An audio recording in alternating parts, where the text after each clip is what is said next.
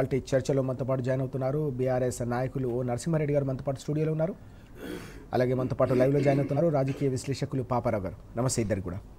ముందుగా నరసింహారెడ్డి గారు, మనం చూస్తున్నాం 2 ఏళ్ల పరిపాలన పూర్తవుతున్న సందర్భంగా మొత్తం సంక్షేమానికి పూర్తిగా పాతరేశారు. సంక్షేమం అంతా కూడా ఆక్రందన కొనసాగుతుందనే కీలకమైన అంశం ఈరోజు మనకు కనిపిస్తూ ఉంది. గతంలో కేసీఆర్ గారు ప్రతిష్టాత్మకంగా అమలు చేసిన రూపకల్పన చేసిన పథకాలకు కూడా ఈరోజు సమాధి కడతా ఉన్నారు. ఇచ్చిన కొత్త హామీలు కావచ్చు, గ్యారంటీలు అమలు కావట్లేదు, చివరికి పాత పథకాలకు కూడా పాతరేస్తుంది ప్రభుత్వం అనే కీలకమైన అంశాన్ని మనం ఎట్లా చూడాల్సిన అవసరం ఉంది? కాంగ్రెస్ పార్టీ అధికారంలోకి వచ్చి 2 సంవత్సరాలు అయిపోయింది. ఇప్పుడు ఉత్సవాలకు కూడా సిగ్గు తప్పి రేవంత్ రెడ్డి సిగ్గు లేకుండా ఇవాళ ఉత్సవాలు చేసుకోవడానికి కూడా ముందుకు వస్తున్నాయి. 8-9 తారీఖు అయితే 2 సంవత్సరాలు, ఇంకా 4-5 రోజులు. ఏం సాధించిన ఉత్సవాలు చేయడానికి రేవంత్ రెడ్డి పూనుకుంటున్నాను ప్రజలకు జవాబు చెప్పాలి. ఈ డాంబికాలతోని వేల కోట్ల రూపాయల అడ్వర్టైజ్మెంట్లతోని రోజుకో పుస్తకం తీసి బయటికి వేసి పెద్ద పెద్ద పోస్టర్లు వేసినంత మాత్రాన నువ్వు అసలు హామీలు ఏమి ఇచ్చారు మీరు ఎన్నికల ముందు? కేసీఆర్ గారు ఇంతకుముందు 9.5 సంవత్సరాల పాలనలో 2014లో కావచ్చు, 2018లో కావచ్చు, ఏ పార్టీ అయినా ఒక పార్టీ అధికారంలో రాకముందు ఒక మేనిఫెస్టో ఇచ్చి ప్రజలకు హామీ ఇస్తే ఎవరైనా ఏమనుకుంటారు? కట్టుబడుతుంది ప్రభుత్వము, ఆ పార్టీ అధికారంలో కోసం ఇవి ఇస్తారని ఆశిస్తారు ఎవరైనా ప్రజలు.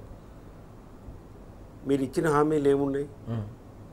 మొదటగా మీరు చెప్పవలసింది 6 గ్యారంటీలు 100 రోజులు అని చెప్పినారు. 6 గ్యారంటీలలో 13 పథకాలు ఉన్నాయి.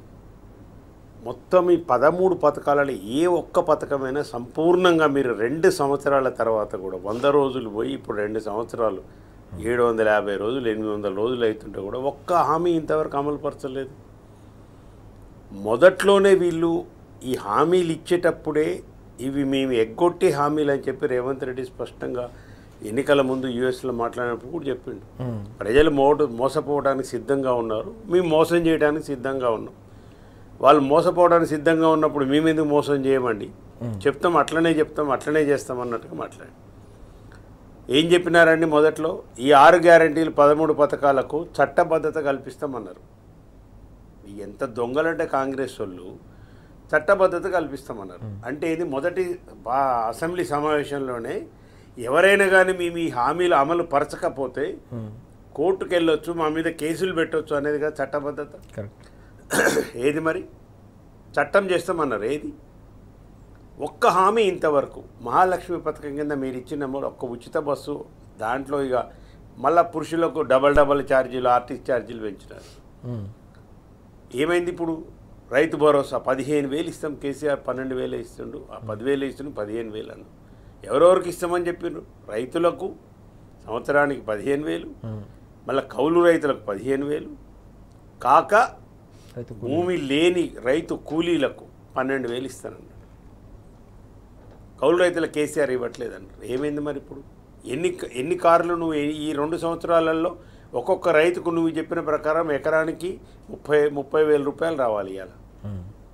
మరి ఎన్ని 30,000 ఇచ్చినావు ఇవాళ? నువ్వు గ్రామీణ ప్రాంతాల్లో ఎన్నికలకు పోతున్నావు కదా, సర్పంచ్ ఎన్నికలు. ఒక వైట్ పేపర్ రిలీజ్ చేసి, శ్వేతపత్రం రిలీజ్ చేసి వెళ్ళు. ఇవాళ గ్రామీణ ప్రాంతంలో పాల్గొంటున్న ఓటర్లలో 85 లక్షల మంది పురుషులుంటే 89 లక్షల మంది, దాదాపు 90 లక్షల మంది మహిళామణులు సోదరులు, ఇవాళ సోదరిమణులు ఎన్నికల్లో పాల్గొంటున్నారు. మహాలక్ష్మి పథకం కింద మొట్టమొదటి 2,500 ఇస్తానంటారు. ఈ 90 లక్షల మంది ఇవాళ ఓట్లు అడగడానికి నువ్వు పోతున్నావు కదా. ఈ 90 లక్షల మందికి ఎన్ని లక్షల మందికి, ఎన్ని వందల మందికి, ఎన్ని పదుల సంఖ్యలో 2,500 ఇచ్చినావు చెప్పు. 24 నెలలు ఇంటూ 2,500 అయితే ఇవ్వాలి కదండి. ఇది నువ్వు బాకీ పడ్డట్టుగా మీ ప్రభుత్వం.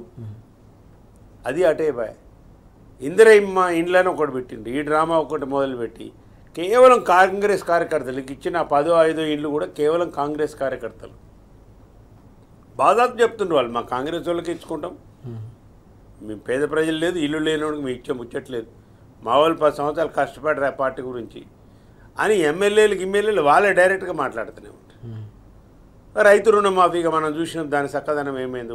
అరకొర 20-30% కూడా రైతు రుణమాఫీ చేయాలి, అది బోగస్ అయిపోయింది. సన్నోడ్లకు లేదు అసలు, వడ్లకు ప్రతి వరికి ఆ క్వింటాల్కి 500 బోనస్ ఇస్తామన్నారు. తర్వాత సన్నోడ్లకే ఇస్తాం, దొడ్డోడ్లకి ఇవ్వమన్నారు. పోయిన సంవత్సరం పోయిన ఏసంగికి సంబంధించిన ఇవాళ ఏంది బాకీ సన్నోడ్లకే కేవలం మీరు అనుకున్నట్టు ఇస్తేనే బాకీ 1175 కోట్లు ఇవాళ రైతులు వాళ్ళ ఖాతాలో లేవు. ఇప్పుడు ఈ సంవత్సరం ఏమైంది రాజు గారు, ఎంత నష్టమవుతుంది రైతులు? చాలా పత్రికల్లో వచ్చింది.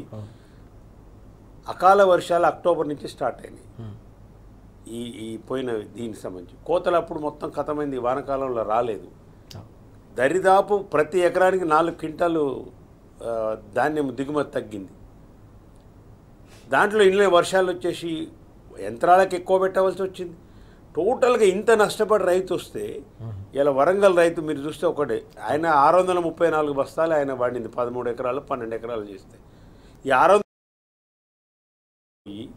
లారీలు డెలివరీ చాలని రాసి మిల్లులకు డెలివరీ అయినాక ప్రతి లారీకి లోడుకు 9 బస్తాలు తరుగు తీస్తున్నాడని వచ్చిందంట ఆయనకు నోటీసు. వానిష్టమే ఇక మిల్లులో ఇష్టారాజ్యం. ఉత్తమ్ కుమార్ రెడ్డి నీ అక్రమ సంపాదనకు ఇప్పటికైనా పులి స్టాప్ పెట్టాలని, నువ్వు రాజీనామా చేయాలని, నువ్వు అసమర్థునివి, నీ ముఖ్యమంత్రి అసమర్థుడు, నువ్వు అంతకంటే అసమర్థుని ఉత్తమ్ కుమార్ రెడ్డి అనేటోడు.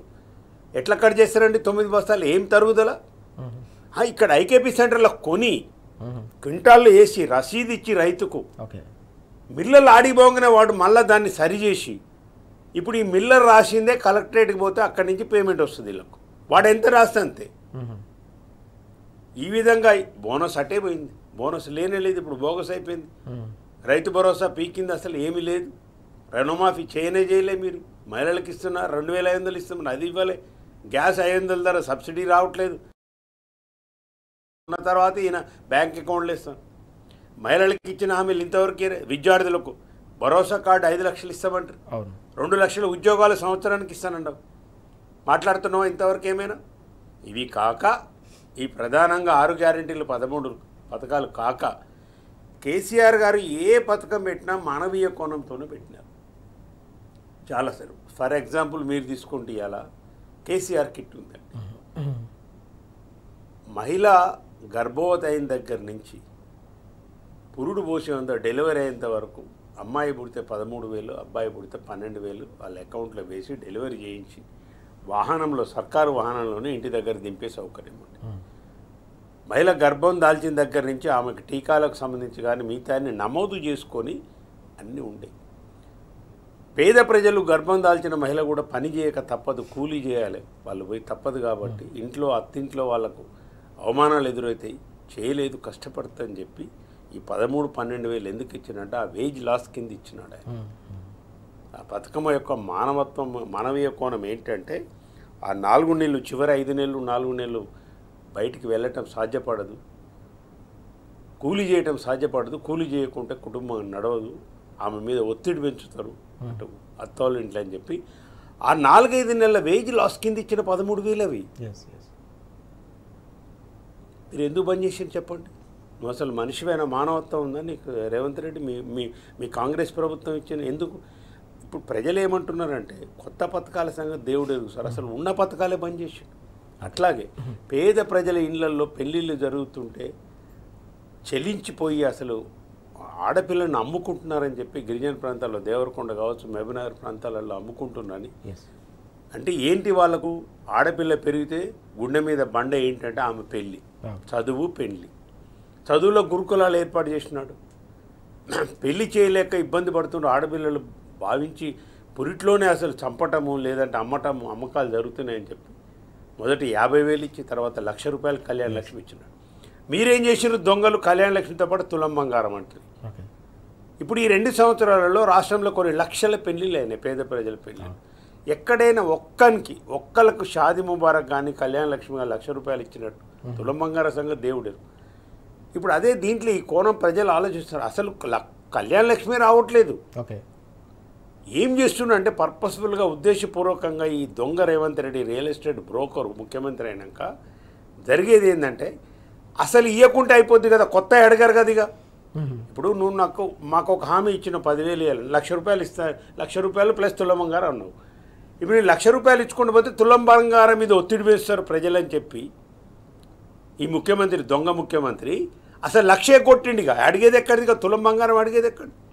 పొన్నం ప్రభాకర్ వీళ్ళు మంత్రులు ఇంటర్వ్యూలు ఇచ్చి టీవీలలో అంటారు, అవునండి ₹1,00,000 అంటే మేము హామీ ఇచ్చినప్పుడు 50,000 ఉంది తులము, ఇప్పుడు 1,30,000 అయింది, ఎట్లా ఏమంటారు?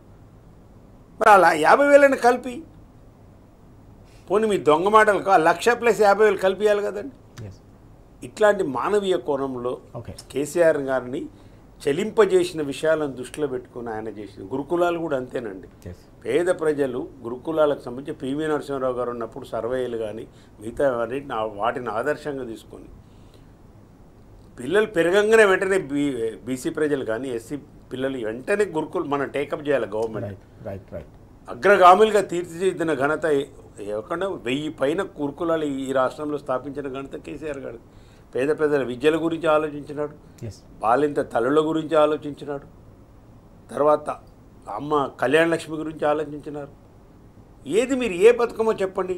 ఇవాళ గవర్నమెంట్ హాస్పిటల్కి సంబంధించి కూడా ఎంత 4 మెడికల్ కాలేజీలు 5 మెడికల్ కాలేజీలు ఉన్న తెలంగాణ రాష్ట్రంలో జిల్లాకు ఒక మెడికల్ కాలేజ్ 33 జిల్లాలకు 33 మెడికల్ కాలేజీలు కాక కూడా ఇంకొక 2 ఎక్కువ ఇచ్చినారు.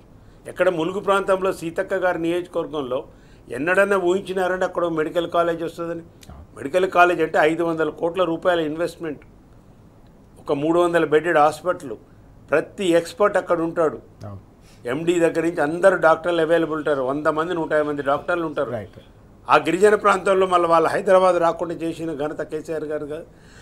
రాష్ట్రంలో డయాలసిస్ పేషెంట్లు పెరిగిపోతున్నాయని చెప్పి ప్రతి జిల్లాకు దాదాపు 40 నుంచి 50 డయాలసిస్ సెంటర్లు ఇక్కడికి రావాల్సిన అవసరం లేకుండా చేసిన ఘనత ఇది మానవీయ కోణంలో చేసింది కదా. అసలు మీకు మానవత్వమే లేదు. ప్రజలంటే మీకు ఏమైనా ఓటు బ్యాంకు, మోసపోవడానికి సిద్ధంగా ఉన్నారు, మోసపోవాలన్న పద్ధతిలో మాట్లాడు తప్పితే ఈ 2 సంవత్సరాలు ఉత్సవాలు చేసుకున్న అర్హత లేదు. ఇప్పటికైనా ప్రభుత్వం హామీల అమలుకు పూనుకోవాలి. కేసీఆర్ ఇచ్చిన పథకాలు ఫస్ట్ ఇవ్వండి మీరు. రైట్. ఎస్, చాలా కీలకమైన అంశం మనం చూస్తున్నాం. 2 ఏళ్లలో ఏం చేశారని ఉత్సవాలు నిర్వహిస్తున్నారని చెప్పేసి వైఎన్ఆర్ గారు సూటిగా ప్రభుత్వాన్ని, ముఖ్యమంత్రిని ప్రశ్నిస్తున్న సందర్భం కూడా మనకు కనిపిస్తూ ఉంది. దీంతో పాటుగా ఎన్నికల్లో ఇచ్చిన హామీలు, గ్యారంటీల మాట దేవుడెరుగు, చివరికి కేసీఆర్ గారు మానవీయ కోణంలో అమలు చేసిన అనేక ప్రతిష్టాత్మకమైన పథకాలకు కూడా ఈ ప్రభుత్వం నిర్దాక్షిణ్యంగా పాతరేయడం అనేది తెలంగాణ సమాజం క్షమించదని కూడా సూటిగా స్పష్టం చేస్తున్న సందర్భం మనం చూస్తూ ఉన్నాం. పాపారావు గారు, మనం చూస్తున్నాం 2 ఏళ్ల పరిపాలన పూర్తవుతున్న సందర్భంలో ఆ 2 ఏళ్ల క్రితం అసెంబ్లీ ఎన్నికల వేళ ఇచ్చిన గ్యారంటీలు ఏమైనాయి, 420 హామీలు ఏమైనాయి అనేది సమాధానం చెప్పకుండా ఉత్సవాలకు సిద్ధమవడం అత్యంత దారుణమైన విషయం అని చెప్పేసి ఇప్పటికే వైఎన్ఆర్ గారు స్పష్టం చేసిన సందర్భాన్ని మనం చూసాం.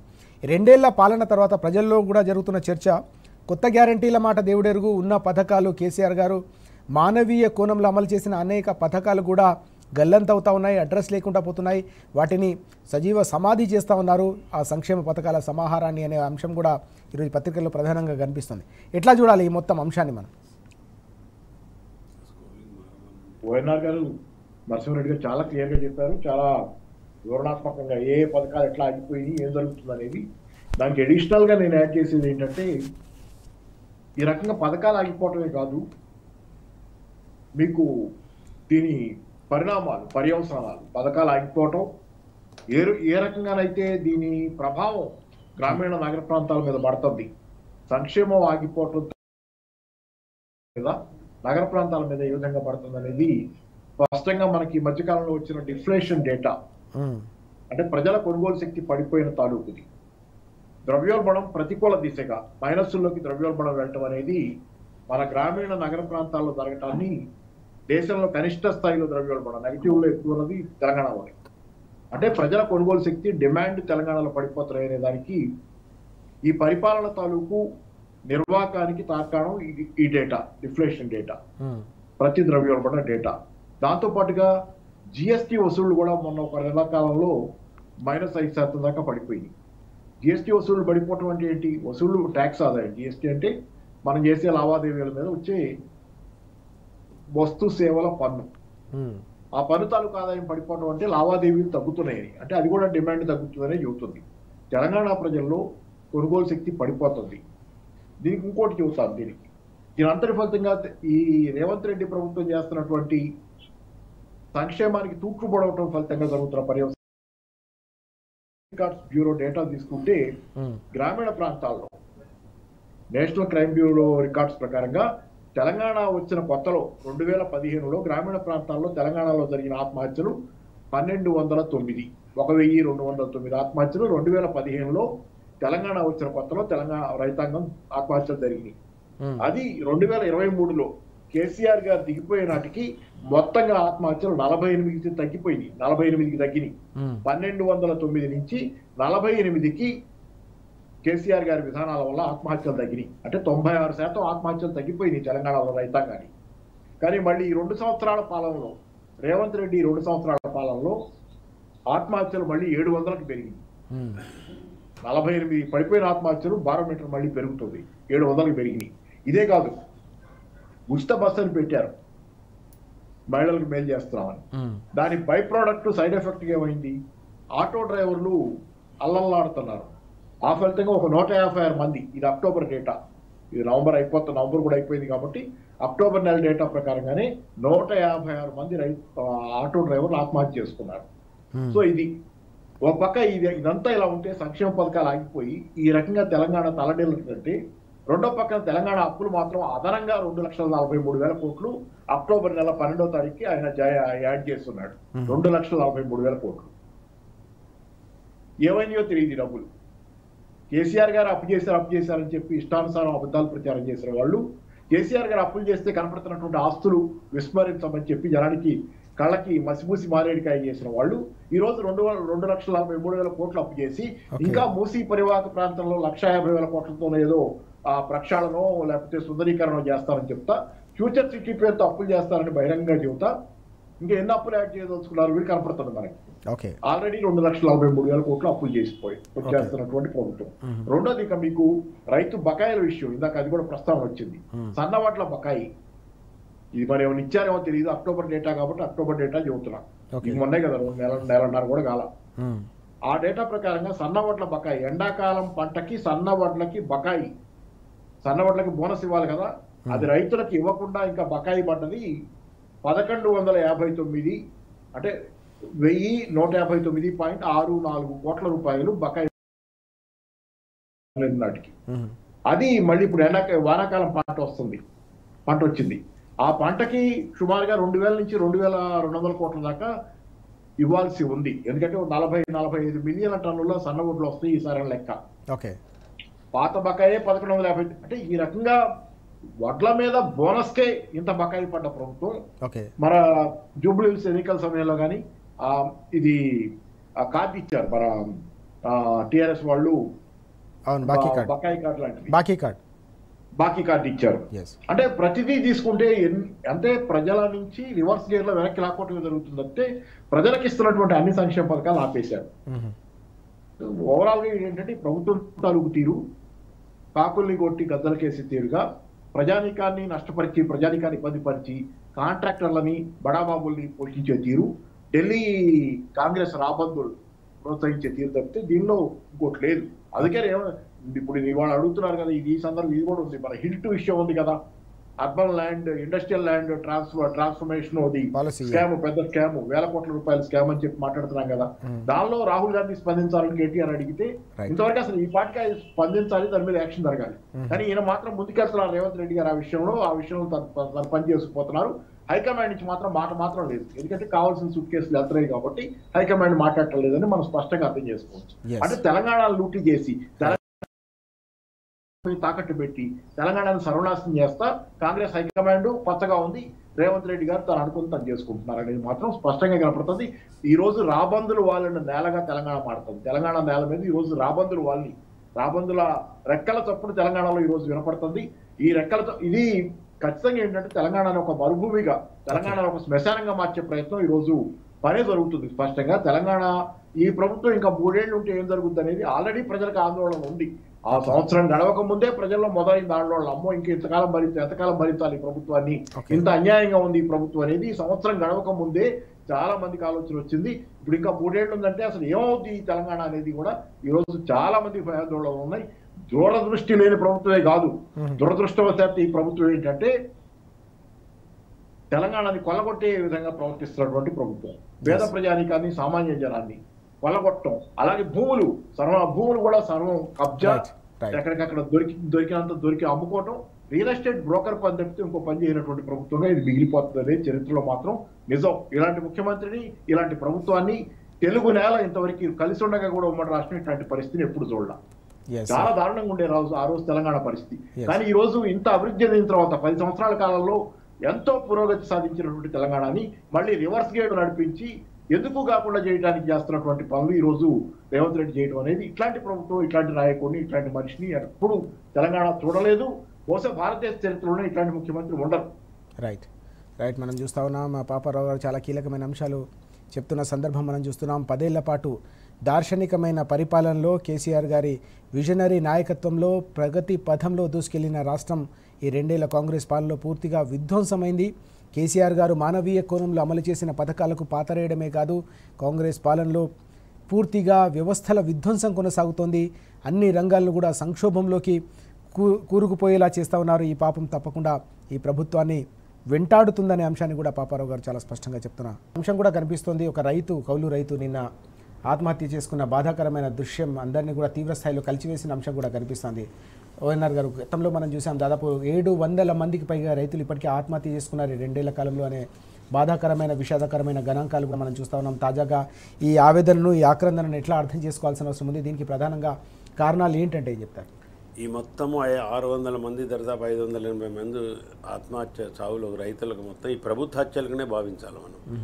ఇవాళ ఖమ్మం జిల్లాలో జరిగింది కూడా 3 మంత్రులు అండి. ఖమ్మం జిల్లాలో రైతు ఆవేదన, నేను అప్పుల పాలైన, వ్యవసాయం నష్టం వచ్చింది, నాకు రుణమాఫీ కాలేదు, ప్రభుత్వం నుంచి రావాల్సిన మద్దతు ధర రావట్లేదు, నష్టం వస్తుంది వ్యవసాయంలో అని కౌలుకు తీసుకొని, తనకు భూమి లేదు, వేరే వాళ్ళ దగ్గర కౌలుకు తీసుకొని అప్పుల పాలైనంటే మీరు కౌలు రైతులకు కానీ ఇస్తానన్నా ఇప్పుడు ఎకరానికి 15,000 చొప్పున మీరు కనుక ఇచ్చుంటే ఇవ్వాలా ఆ వీరన్న అనే రైతు ఇలా మృతి చెందేవాడు కాదు కదా. మీరు ఇచ్చిన హామీలు అమలు చేయకపోవడం ద్వారా జరిగిన ఆత్మహత్య ఇది, హత్య ఇది. ప్రభుత్వమే డైరెక్ట్గా చేస్తున్న హత్యలు ఇవి. రైతులని, వ్యవసాయాన్ని మొత్తం కూడా కుదేలు చేసి ఒకనాడు పండగలాగా జరిగిన వ్యవసాయం కేసీఆర్ గారి కాలంలో ఇంతకుముందు పాపారావు గారు లెక్కలతో సహా వివరించినారు. కేంద్ర ఎన్సీఆర్బీ ఇచ్చిన లెక్కల ప్రకారం మొత్తం తగ్గిపోయి 95-96% తగ్గిన ఆత్మహత్యలు ఇవ్వాలా. మళ్ళీ ఎందుకు వస్తున్నాయంటే మీ పరిపాలన మంచిగుంటే ఏది మీ ప్రజా పరిపాలన ఏది? మీరు ఏది ఏమోమేమో చెప్తారు, గడీలు బద్దలు కొడతాం, అది కొడతాం, ఇది కొడతామని. ఇదేనా రైతులను చంపడానికా మీరు చేసే పని? ఎందుకు ఆత్మహత్యలు అవుతున్నాయండి? వ్యవసాయ శాఖ మంత్రి ఒక్క మంత్రి పోడండి 3 జిల్లాలు, సిగ్గుండాల ఖమ్మం జిల్లా మంత్రులకు. మనుషులేనా మీరు? అసలు ఏమన్నా గొప్పలు చెప్పుకోవడం కాదు కదా. అసలు రైతు చనిపోతే ఎందుకు పోట్లేరండి ఆడికి? మీరు ఎందుకు మందలేయడానికి పోట్లేరు? ఎందుకు ఓదారుస్తలేరు? రైతు బీమా అయిపోయింది. పొరపాటున రైతు సహజ మరణం పొందిన కానీ కేసీఆర్ గారి కాలంలో 5-6 రోజులలో, వారం రోజులలోపు 5 లక్షల చెక్కు వచ్చేది, కుంట భూమి ఉన్నా వచ్చేది. ఈ దుర్మార్గమైన కాంగ్రెస్ పాలనలో వాటికి కూడా ప్రీమియం కడతలేరు, రైతు బీమా కూడా. ఏం సూయిలేని పరిపాలన. రైతులంటే ఎక్కడుందండి? అసలు ఏమన్నా ప్రేమ ఉందా రేవంత్ రెడ్డి అనేటోనికి? ఒక రియల్ ఎస్టేట్ బ్రోకరు, ఓటుకున్నోడు, దొంగ కేసులో దొరికినోడు, ఏదో అడ్డిమార్ గుడ్డి దెబ్బ లెక్క ముఖ్యమంత్రి అయ్యింది తప్పితే అసలు ఏ వర్గమైనా ఆటో కార్మికులు చనిపోయారు, వాళ్ళ దగ్గర పోయిన 42% క్రైమ్ రేట్. మరి రోజు పోయి గలనే చేస్తాడు, మళ్ళీ కమాండ్ కంట్రోల్లో కూర్చుంటాడు. రోజు పోయి ఎక్కడన్నా సమీక్ష చేసినావా? ఎన్ని మానభంగాలు, ఎన్ని రేపులు, రైతుల విషయంలో ఇంత అన్యాయం జరుగుతుంటే ఇక బీజేపీ స్పందించాలి కదండి. ఏం మాట్లాడరు బీజేపీ వాళ్ళు? ఇంత దారుణం. కేంద్రంలో అధికారం ఉన్న పార్టీ మీ రాజకీయ స్వార్థం కోసము బీఆర్ఎస్ పార్టీని ఖతం చేయాలని చెప్పి 2 జాతీయ పార్టీల యొక్క రాజకీయ వ్యూహంలో భాగంగా ప్రజలని ఇవాళ మీరు మొత్తం కూడా నానా కష్టాలు పెట్టి చనిపోతుంటే కూడా పట్టించుకొని కేంద్ర ప్రభుత్వం దేనికి అంటున్న మోడీ కేంద్ర ప్రభుత్వం దేనికి? మీరు కిషన్ రెడ్డి గారు మీరు ఇక్కడ ఉన్నారు, బండి సంజయ్ ఉన్నాడు. ఇక బండి సంజయ్ ఏం మాట్లాడుతారు ఎవరికి తెలియదు. ఎంతసేపు నా మసీదులు తవ్వుదాం, ఐగోలో కొడదాం, ఈగోలో కొడదాం, ఈ తప్పితే అసలు ఈ రాష్ట్రంలో జరుగుతున్నది ఏంది? పరిపాలన ఎట్లుంది? కాంగ్రెస్ పాలన.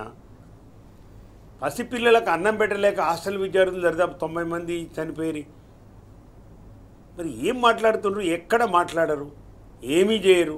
ఎంతసేపు ఉన్నా రేవంత్ రెడ్డిని. ఈ కాంగ్రెస్ బీజేపీ అంటలేను, రేవంత్ రెడ్డికి బీజేపీకి లైనప్ ఉంది ఇవాళ.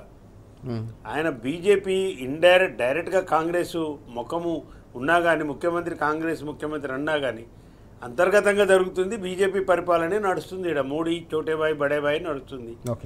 ఆయనకు ఓటుకు నోటు కేసు ఉంది, దానికి మోడీ సహాయం కావాలి. వీడి పక్కన చంద్రబాబు నాయుడు తగిలిండు, శాశ్వత తెలంగాణ శత్రువు ఈయన.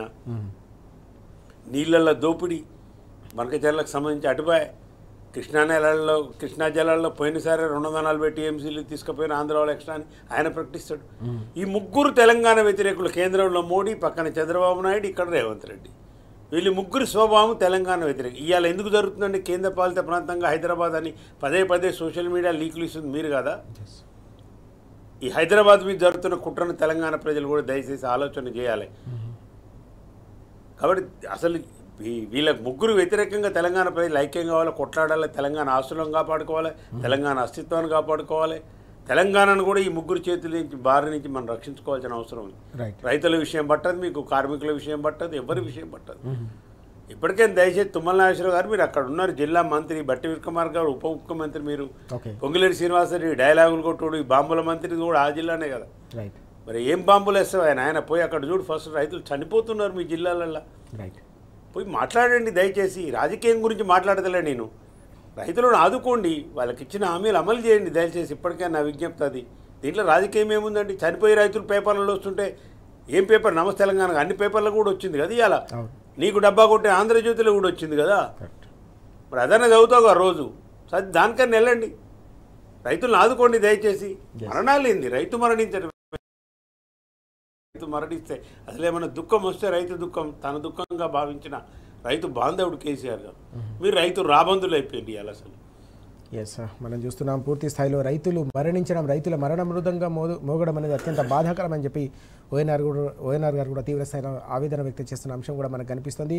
రైతుకు ఏ కష్టం వచ్చినా వెన్నుదన్నుగా నిలిచి రైతుకు రక్షణ వలయంగా కేసీఆర్ గారు నిలిస్తే పూర్తిగా రాబందుల రాజ్యం నడుస్తుందని చెప్పి తీవ్ర స్థాయిలో ఓఎన్ఆర్ గారు ఆగ్రహం వ్యక్తం చేస్తూ ఉన్నారు. పాపారావు గారు, మనం చూస్తున్నాం వాస్తవానికి వ్యవసాయానికి రక్షణగా అనేక పథకాలు, అనేక రకాల సంక్షేమ కార్యక్రమాల సమాహారం కొనసాగింది. ఇప్పుడు రైతుకు కనీసం పట్టించుకునే నాథుడు లేదని చెప్పేసి ఏకంగా సెల్ఫీ వీడియో తీసుకుని ఇప్పుడు కౌలు రైతు ఆత్మహత్య చేసుకున్న దయనీయమైన దృశ్యం అందరినీ కూడా తీవ్ర స్థాయిలో కలిచివేస్తున్న పరిస్థితిని మనం చూస్తున్నాం. ఎట్లా చూడాలి రాష్ట్రంలో కొనసాగుతున్న ఈ రైతుల ఆత్మహత్యల పరంపరను, దీనికి అడ్డుకట్ట వేలేని ఈ అచేతన పరిస్థితిని కావచ్చు, ఈ వైఫల్యాన్ని ఎట్లా అర్థం చేసుకోవాలి? ఇందాకే నేను చెప్పాను కదా, 2015లో తెలంగాణలో రైతుల ఆత్మహత్యలు, తెలంగాణ వచ్చిన కొత్తలో అప్పుడే బిగిన్ అవుతుంది ప్రయాణం. అప్పటికి ఉన్న ఆత్మహత్యలు తెలంగాణలో ఆ సంవత్సరం జరిగినాయి 2015లో 1209 1209 ఆత్మహత్యలు జరిగినాయి. చాలా దారుణమైన విషయం అది ఆ రోజు.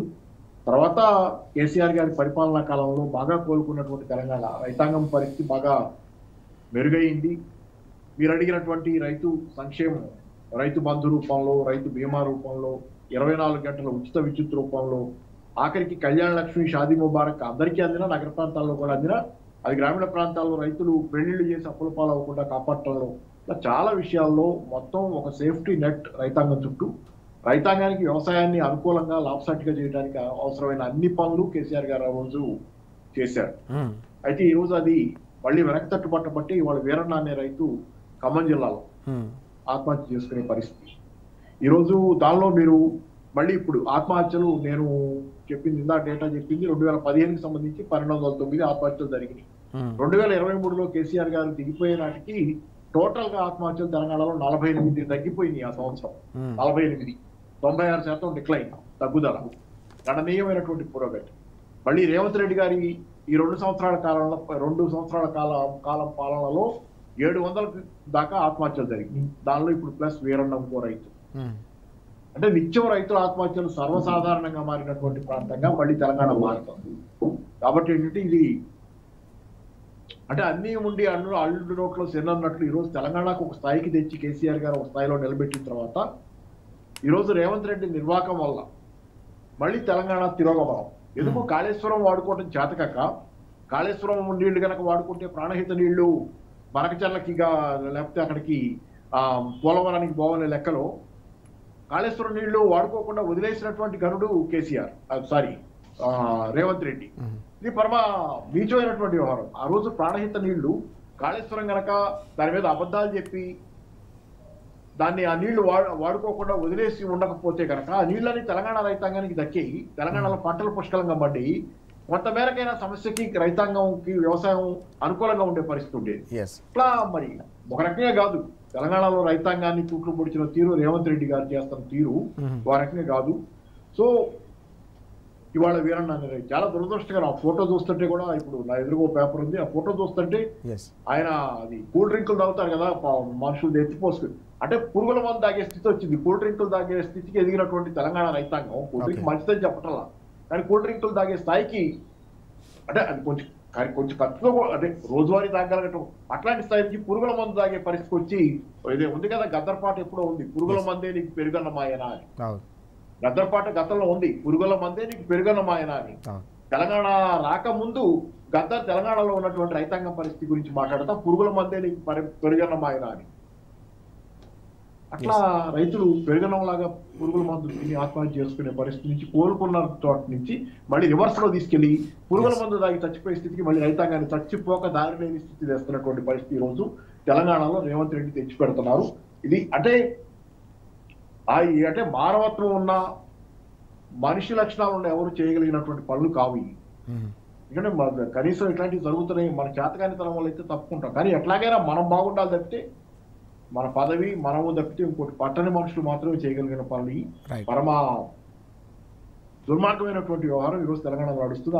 ఆ ఫోటో చూస్తే మనిషి ఎవరైనా కలిసివేయబడతారు. మనం చూస్తా ఉన్నాం పాపారావు గారు, దారుణమైనటువంటి వ్యవహారం.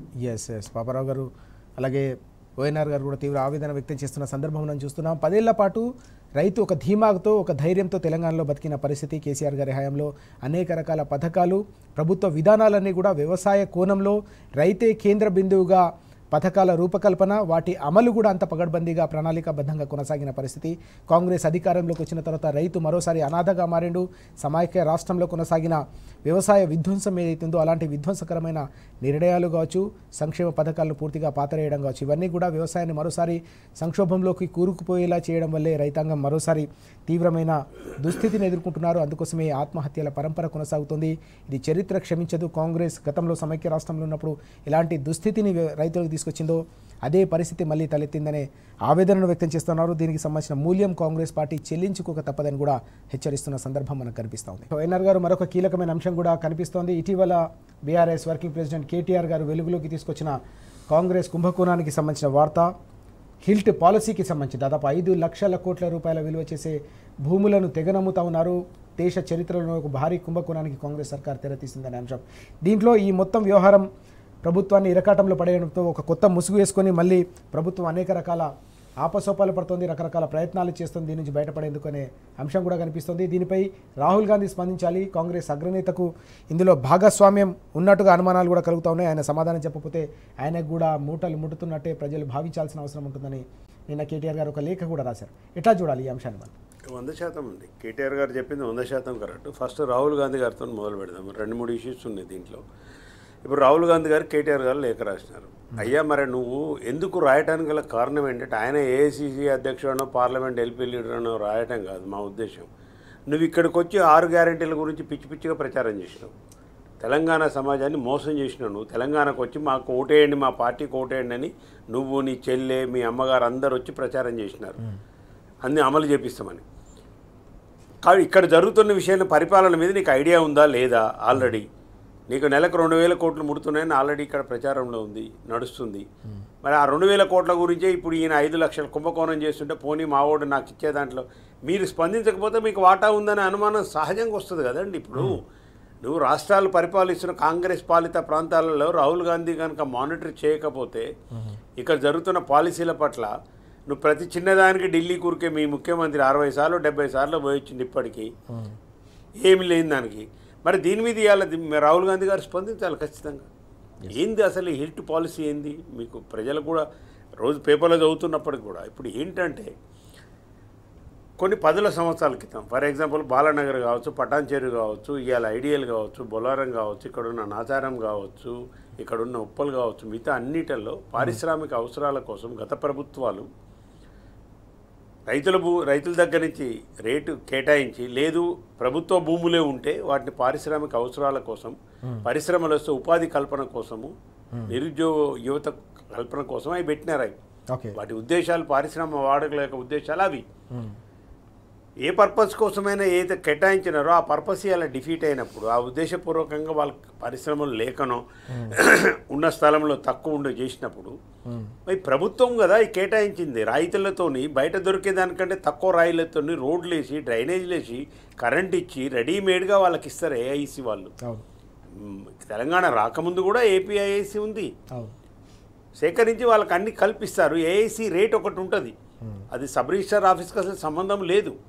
ఇది తెలియక చేసేది కాదు ముఖ్యమంత్రి కానీ మిగతా పారిశ్రామిక శాఖ మంత్రి శ్రీధర్ బాబు కానీ తెలియక కాదు ఇది. మీరు ఇవాళ సబ్ రిజిస్ట్రార్ని ఎందుకు ఎజెండాలోకి తీసుకొస్తున్నా? అసలు సంబంధం ఏంటి సబ్ రిజిస్ట్రార్ రేటుకు? ఇప్పుడు దండు మల్కాపూర్ ఉంది ఇక్కడ మన దగ్గర ఉన్నది.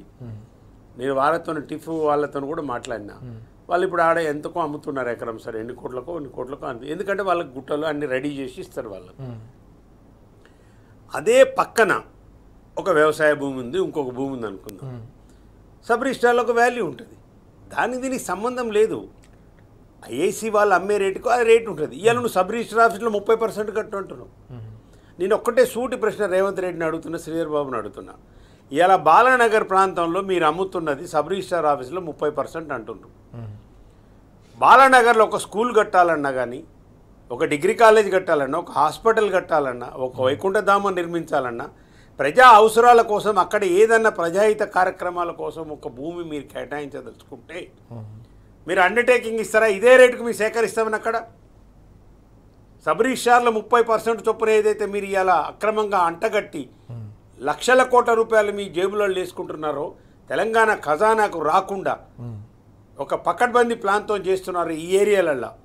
మీరు ప్రకటించిన 9-10 పారిశ్రామిక వాడలలో అక్కడ ప్రజా అవసరాల కోసం రేపు ఏదైనా భూమి సేకరించడానికి మీరు మొదలు పెడితే ఇదే రేటుకు మీరు మార్కెట్లో సేకరించగలుగుతారా అని నేను అడుగుతున్నాను. సేకరించలేరు, మీకు కూడా తెలుసు ఆ విషయం. కాబట్టి పర్పస్ డిఫీట్ అయినప్పుడు పారిశ్రామిక వాడలను మీరు జోనల్ కన్వర్షన్ చేయకుండా కమర్షియల్ కట్టుకోవచ్చు, మీరు ఏదైనా కట్టుకోవచ్చు అని ఎందుకు చెప్తున్నారు? వాడండి, ఉండనియండి, ప్రజా అవసరాల కోసం వాడండి. ఒక 9,000 ఎకరాలు 10,000 ఎకరాలు ప్రజల కోసం వస్తుంది, అక్కడ వాడండి. ఒక హాస్పిటల్ కట్టండి, ఒక డిగ్రీ కాలేజ్ కట్టండి, ఒక గురుకులం పెట్టండి, ఒక వైకుంఠధామం కట్టండి, ఒక పార్క్ కట్టండి. పార్కులు లేవు కదండి, ఆక్సిజన్ ఫీల్ అవడానికి సిటీలో మొత్తం కాంక్రీట్ జంగల్ అయిపోయింది. బాలానగర్ ప్రాంతంలో ఒక పార్క్ కట్టండి, నాచారంలో ఒక పార్క్ కట్టండి. ఏం పోయింది?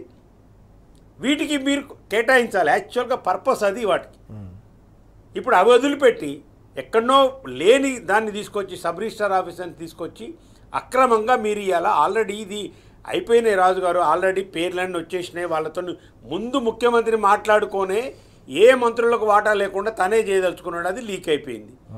లీక్ కావటం ఏంది? ఎవరో తెలంగాణ వాదులు ఉన్నోళ్ళు బయట పెడతారు కదా, దాంట్లో ఉన్నోళ్ళు కూడా బీఆర్ఎస్ పార్టీ ప్రతిపక్ష పార్టీగా మా వర్కింగ్ ప్రెసిడెంట్ కేటీఆర్ గారు దాన్ని ముందు తీసుకొని దాన్ని ఎట్లా ప్రజలను మోసం చేస్తుండు, ఎన్ని లక్షల కుంభకోణం అని, దేశంలో అతిపెద్ద కుంభకోణం ఇది, భూ కుంభకోణం ఇది జరిగింది. ఇప్పుడు దాన్ని ఇక మళ్ళీ కప్పిపుచ్చుకోవడం కోసం ఇప్పుడు జీవో నెంబర్ ఏదో తీసినాడు. ఏంటిదండి అది?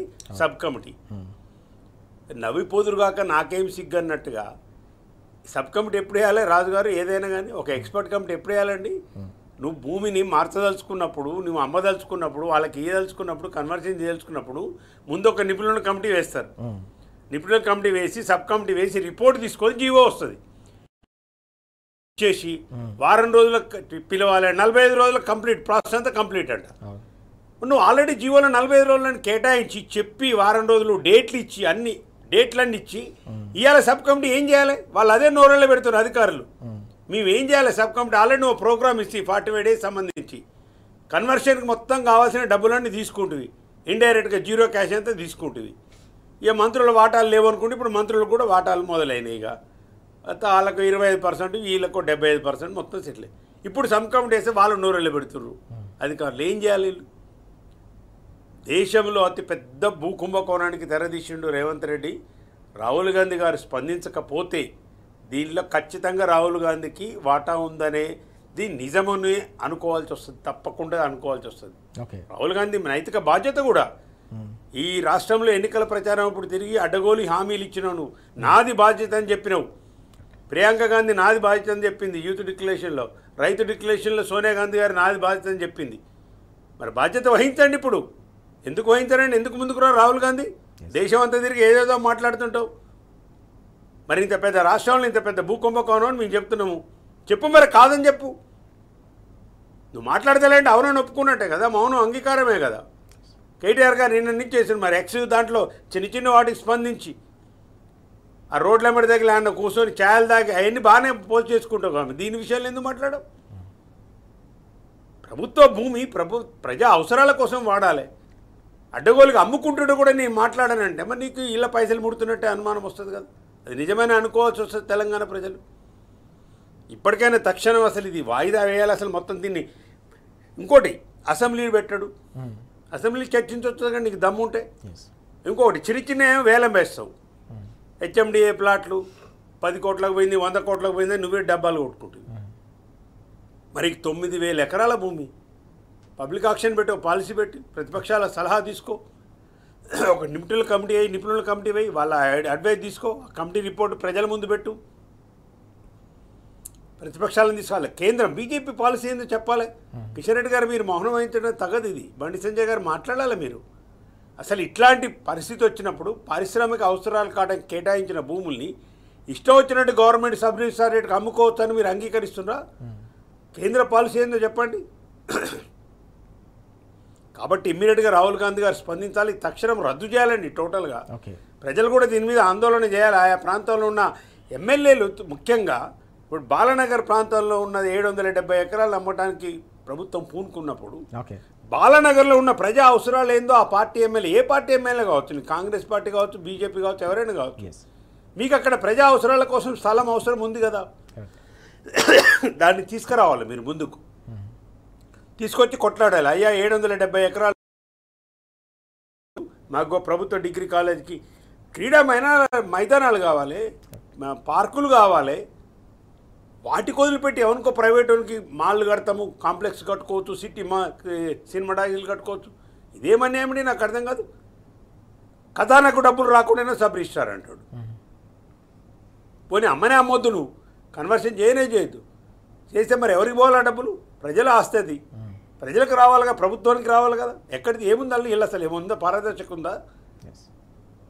ఇది పచ్చి మోసం అండి, పెద్ద భూకుంభకోణం. రాహుల్ గాంధీ గారు వెంటనే స్పందించాలి ఖచ్చితంగా. సార్, మనం చూస్తున్నాం దేశ చరిత్రలో అతిపెద్ద కుంభకోణంపై రాహుల్ గాంధీ స్పందించాలని కేటీఆర్ గారు రాసిన లేఖకు తప్పకుండా రాహుల్ గాంధీ సమాధానం చెప్పాలని చెప్పేసి ఓఎన్ఆర్ గారు కూడా డిమాండ్ చేస్తూ ఉన్నారు. మొత్తం ఈ పాలసీని రద్దు చేసి ప్రభుత్వానికి సంబంధించిన ఆస్తిని, ఈ భూమిని, ప్రభుత్వ భూములను కాపాడి భవిష్యత్ తరాల కోసం, ప్రజా అవసరాల కోసం వాటిని వినియోగించాలి తప్ప రియల్ ఎస్టేట్ కోసం దాన్ని తెగనమ్మడం అత్యంత దారుణం అని చెప్పేసి ఆగ్రహం వ్యక్తం చేస్తున్న అంశాన్ని మనం చూస్తూ ఉన్నాం. పాపారావు గారు, మనం చూసాం ఇటీవల కేటీఆర్ గారు బయట పెట్టిన, వెలుగులోకి తీసుకొచ్చిన అతి భారీ కుంభకోణానికి సంబంధించిన వ్యవహారం ఇప్పటికే రాష్ట్ర వ్యాప్తంగా కూడా పెద్ద ఎత్తున కుదిపేస్తున్న సందర్భం, పెద్ద ఎత్తున చర్చకు దారితీస్తున్న పరిస్థితి మనం చూస్తూ ఉన్నాం.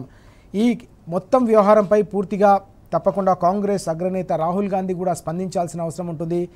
అన్నిటికంటే ముఖ్యంగా ఈ మొత్తం వ్యవహారంలో ఆయన స్పందించకపోతే ఢిల్లీకి కూడా మూటలు అందుతున్నాయి కాబట్టి దీనిపై స్పందించట్లేదని ప్రజలు కూడా పూర్తి స్థాయిలో నమ్మడానికి సిద్ధంగా ఉన్నారనే అంశాన్ని కూడా ప్రస్తావించిన పరిస్థితి. ఎట్లా చూడాల్సిన అవసరం ఉంది? ఇప్పటికే హైదరాబాద్లో భూములు అనేవి విలువైన ఆస్తి, తెలంగాణ ప్రజలకు సంబంధించిన ఆస్తి. అది ఆ భవిష్యత్ తరా ఇప్పటికే రియల్ ఎస్టేట్ పేరిట తెగనమ్మడం ఒక వ్యవహారం అయితే, దీనిపై పర్యావరణవేత్తలు కూడా ఆవేదన వ్యక్తం చేస్తున్నారు. చూస్తున్నాం, జనావాసాలు ఏర్పాటు చేస్తే వారికి సంబంధించిన అనారోగ్యాల పాలైతే ఎవరు బాధ్యత అని చెప్పేసి కూడా స్పష్టం చేస్తున్న సందర్భం. ఎట్లా చూడాలి మొత్తం ఓవరాల్గా ఈ ఇష్యూని మనం?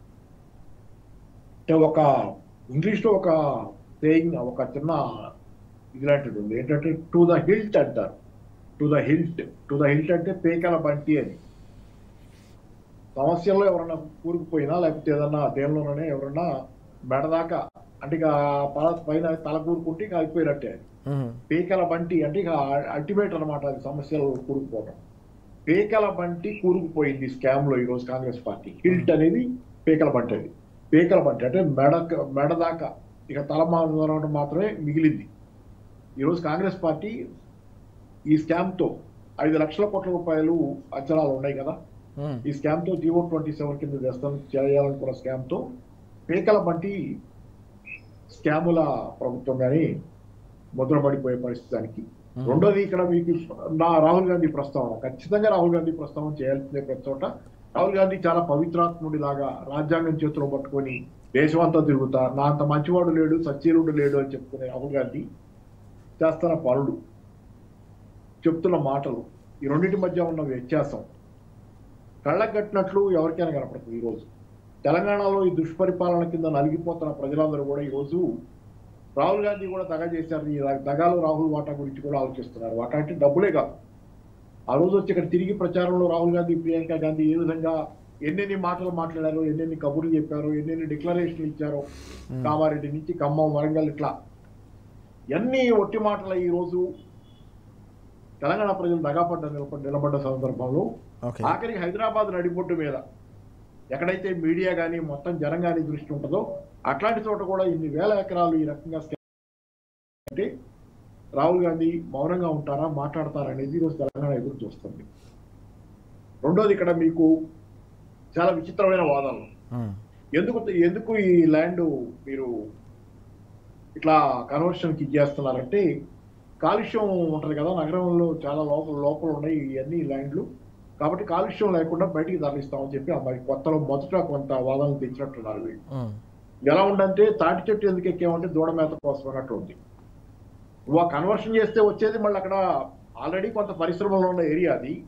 ఆ ఏరియాలో కొంత భూమి పరిశ్రమలకి కేటాయించబడి ఉన్నది అక్కడ. దాన్ని ఇప్పుడు కన్వర్షన్ పేరుతో గృహ అవసరాలకి లేకపోతే కమర్షియల్ అవసరాలకి ఇస్తే ఆ ఏరియాలో బతకగలరా జనం? కాబట్టి ఏంటంటే కుంటి వాదాలు అనమాట. తాటి చెట్టు ఎందుకు ఎక్కామంటే దూడ మేత కోసం అని చెప్పి తడబడి భుజాలు తడుకున్నట్లుగా చెప్పే వాదాలు. రెండోది, ఇక్కడ ఇంకోటి ఏంటి, పోనీ కన్వర్షన్కి ఇచ్చావు, కన్వర్షన్కి ఇచ్చిన దానిలో జెన్యూనిటీ ఉంటే, నిజాయితీ ఉంటే, గతంలో కేసీఆర్ గారి ప్రభుత్వం ఎవరైనా కనుక ల్యాండ్ను అలా కన్వర్ట్ చేసుకోవాలంటే పారిశ్రామిక అవసరాల నుంచి ఇతర అవసరాలకు కన్వర్ట్ చేసుకోవాలంటే దానికి 100 నుంచి 200% దాకా వసూలు చేసేది. ఇప్పుడు 30% వసూలుకి పరిమితం చేశారు. అంటే 3వ వంతు అనమాట. అసలు విలువలు దాని ఎస్ఆర్ఓ విలువ 3వ వంతుకు పరిమితం చేశారు. అంటే ఆ పైన ఇక లాభం వాళ్ళకి. 3వ వంతు కాదు, ఇది సబ్ రిజిస్టార్ అనేది గతంలో కేసీఆర్ గారు చేసి సబ్ రిజిస్టార్ వాల్యూ అసలు కన్సిడర్ చేయలేదు, మార్కెట్ వాల్యూ మీద. అదే మార్కెట్ వాల్యూ ఐఏసీ నిర్ణయించిన రేటుకి సంబంధించి ఉంటుంది, కానీ ఇది సబ్ రిజిస్టార్కి అసలు దీనికి సంబంధమే లేదు, ఎట్టి పరిస్థితుల్లో లెక్కలోకి తీసుకోబడదు. తర్వాత ఇప్పుడు కొత్త అబద్ధం, కమిటీ అనే కొత్త అబద్ధం. కమిటీలే మామూలుగా దగాకోరి వ్యవహారం అనేది చరిత్ర అంతా ఎక్కువసార్లు రుజువైంది. ఏంటంటే ఏదైనా కమిటీ వేస్తే తాత్సారం చేయడానికి, జాతీయం చేయడానికి, ఈసారి కొత్తగా అబద్ధం ఆడటానికి కమిటీ అనేది మనం అనుకోవాలి. కమిటీ ఎందుకంటే ఒక అబద్ధం ఆడినోడు 100 అబద్ధాలు ఆడాల్సి వస్తుందని చెప్పి ఒక నానుడు ఉంది. One who says A has to say Z అని ఓ నానుడి. అంటే ఏ అనే అబద్ధం ఆడినోడు జడ్ దాకా అబద్ధాలు ఆడతా పోవాల్సింది, అబద్ధం బతికైపోద్ది ఆఖరికి. అది అందుకని ఒక అబద్ధంతో మొదలు పెట్టారు జీవో 27 అనేది. ఇప్పుడు కమిటీ వేసి దాని మీద దానికి నియమ నిబంధనలు అంట. ఎవరైనా బండి ముందు గుర్రం కడతారు అంటే కమిటీలు వేసి అన్ని జనాలతో కన్సర్న్డ్ ఎవరైతే ఆ ప్రజలు కానీ దానికి సంబంధించిన వర్గాలన్నిటితో చర్చించి ఆ తర్వాత నిర్ణయం తీసుకుని జీవోలు జారీ చేస్తారు.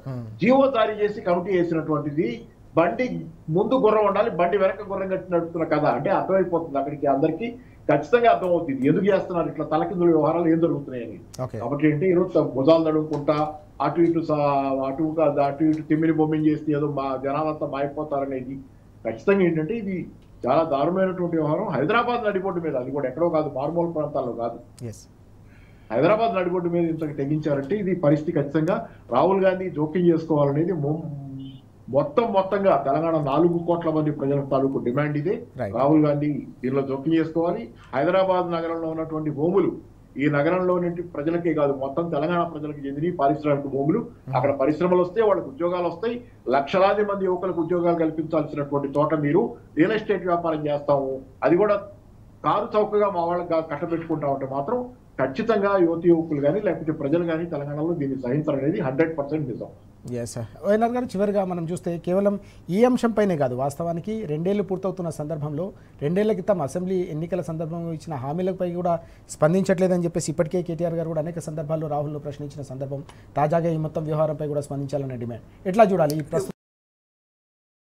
తప్పుకుంటున్నాండి. యాక్చువల్గా ఓటు అడిగటానికి బాగా ఎగేసుకొని వచ్చి తెలంగాణలో తిరిగి మీరు ఇవాళ ఎందుకు మీ పరిపాలన జరుగుతుంది, మీ ముఖ్యమంత్రి కదా ఇక్కడ ఉంది, యంగ్ అండ్ డైనమిక్ అని ఏదో బిరుదులు ఇస్తావు అప్పుడు. మరి ఇప్పుడు ఏమైంది, ప్రమాణ స్వీకారానికి వచ్చినావు, సరిపోదు కదా.